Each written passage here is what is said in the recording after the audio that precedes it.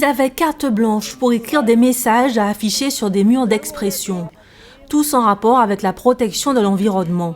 Ils étaient là dès 15 h sur la place de la Victoire pour le Rassemblement pour le climat, dans l'espoir de peser auprès des décideurs internationaux.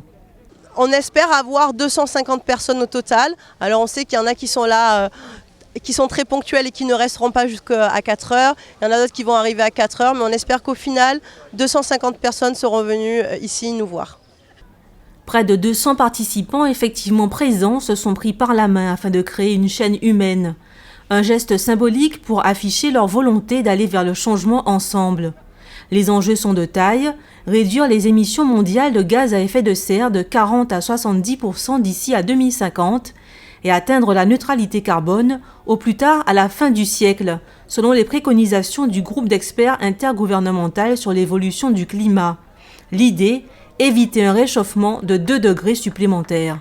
La nature nous donne beaucoup, celle qui nous nourrit, nous donne l'air qu'on respire et nous en échange, on lui donne pas grand-chose à part de la pollution et on a tendance à prendre et pas trop à donner. Le réchauffement climatique, ça provoque des dégâts considérables.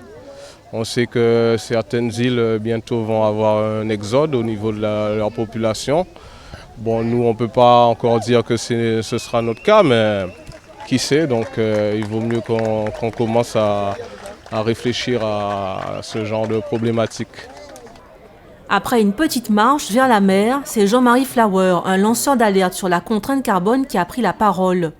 Pour lui, il reste encore beaucoup à faire en France concernant la transition énergétique. Il faut augmenter les efforts et pour ça, y compris en Guadeloupe, ça veut dire revoir nos habitudes de consommation, ça veut dire revoir peut-être la tarification des carburants, de l'électricité.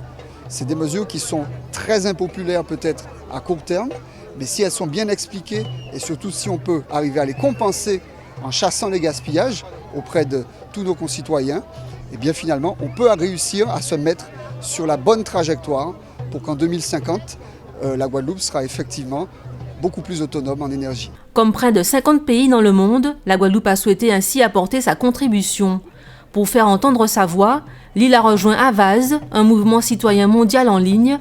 La photo géante de cet après-midi et des films devraient y être envoyés afin d'être diffusés lors de la COP 21.